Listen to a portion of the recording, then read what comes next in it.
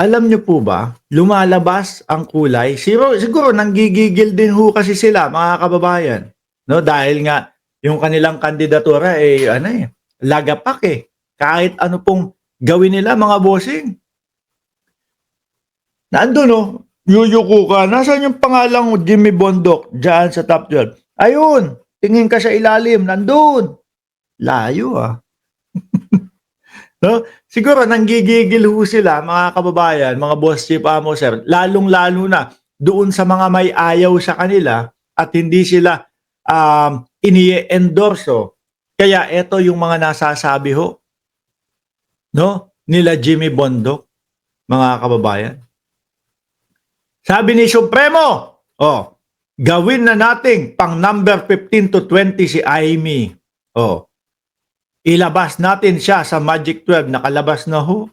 No, huwag na nating iboto ang kulit kasi ni Manang Amy. Hindi alam kung saan po posisyon. Ano? Kung manalo at manalo lang, nung tinaas ni Pangulong Bongbong Marcos yung kanyang kamay, nasa taas na siya. Di ba?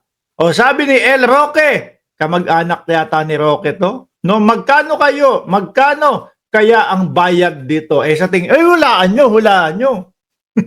Di ba? Kayo yung tanong ng tanong, magkano ang bayad? Hulaan nyo. Dali. Pero kung yung sa YouTube ang tatanungin nyo, magkano ang bayad sa akin? Ay nako. Baka sabihin nyo, hindi pantay ang buhay. Hindi patas ang buhay. Ako ito, comment piso bayad sa akin. Tapos etong tao na to, 1 oras magsasalita sa YouTube. Ganun pala. Hindi ko nababanggitin, ha? Total, paulit-ulit kayo. Di hulaan nyo muna. Sabi dito, ni Jimmy Bondoc, wag papasukin pag kumatok muli. Pagbangon ni Inday. Biruin nyo ho yan, mga kababayan. Ano po? Ganyan po ba dapat ang politiko? Kapag kayo, sasabihin siguro, pagka kayo, kumatok sa akin at nangailangan kayo sa akin, hindi namin kayo kakausapin. Lagot kayo sa amin. Kumbaga, pag-rest back ho ito, mga kababayan. Ganun po ba dapat ang politiko, ang naggogobyerno? Parang hindi naman natin nakita kay Pangulong Bongbong Marcos yung ganyang ugali. No? Dahil po ang isang paggogobyerno, mga kababayan, hindi ka naman makakakuha ng 100% na boto dyan. No, kung may 100 botante, lahat yun, boboto ka, hindi. No? May mangilan-ngilan na hindi boboto sa iyo dyan. Paano pala pagka hindi ka binoto? Ibig sabihin, ay wala na. Sorry ka sa akin, hindi mo ako ibinoto. Mapaghigante kayo? Ganun ba? Tingnan niyo po si Pangulong Bongbong Marcos. Banatan. Nagkaroon kayo na mautog, pero inaasikaso ang Davao. Di ho ba? Yung pagkakaupo pa nga lang niya, 1 taon ang lumipas, ano ang inayos? Yung mga patubig, pagbibigay ng mga titulo doon sa mga magsasaka, pag-aayos ng mga kalsada, etc. Di ba? Ganyan ang paggogobyerno. Hindi edewup o hindi pwede. Yung hindi mo ko binoto, pagkatok nyo sa akin, wala kayong mapapala. Hindi ho ganyan, sir. No? Tingin ko kailangan ninyo, no, kayo dyan sa PDP, lalong-lalo na ho, Senator Robin Padilla, magkaroon kayo, no, nung mag-aano sa inyo, magtuturo sa inyo kung ano yung mga sasabihin nyo. Kasi puro lagapak ho Kagaya na lang nung Binoy. Nandoon sa Senado putek na yan. Akala mo alam na alam yung mga sinasabi. Sabi ni Binoy, boss, kung sinabi lang nung boss namin na i-contempt ka, i-contempt kita. Ano yun? Yung boss daw nila na si dating Pangulong Duterte, anak ng tinapa. Biruin nyo ho, mga kababayan. Akalain nyo ho yun. Sabihin, boss, sinabi kay ano yan ha, kay General Torre, kung sinabi lang ho ng boss namin na i-contempt ka, i-contempt kita, paano naman kung walang ka-contempt, i-contempt mo, Robin Padilla? Di ba? Sablay yung mga sinasabi ho nila. Attorney yan, si Jimmy Bondoc. Mga kababayan. Pero magtataka ka, bakit lumalabas sa kanila yung mga ganitong pahayag ho? No? Wag papasukin pag kumatok muli, pagbangon ni Inday.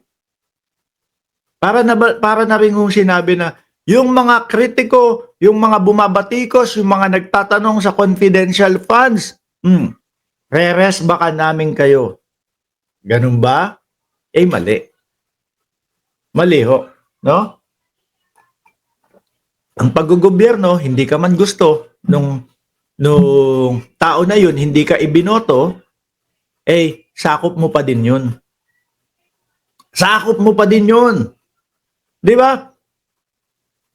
Citizen mo pa din yun. Pilipino pa din yun. Ngayon, ang tatrabahuin mo, Mark, eto, ganito yung ginagawa ko. Ito yung mga programa ko. Ito yung mga ginagawa ko bilang senador. At bilang isang Pilipino, hindi ka namin tatalikuran. No? Ikaw ay parte pa din ng aming mga programa. Ay naku po, baka mapamahal ako sa kanila.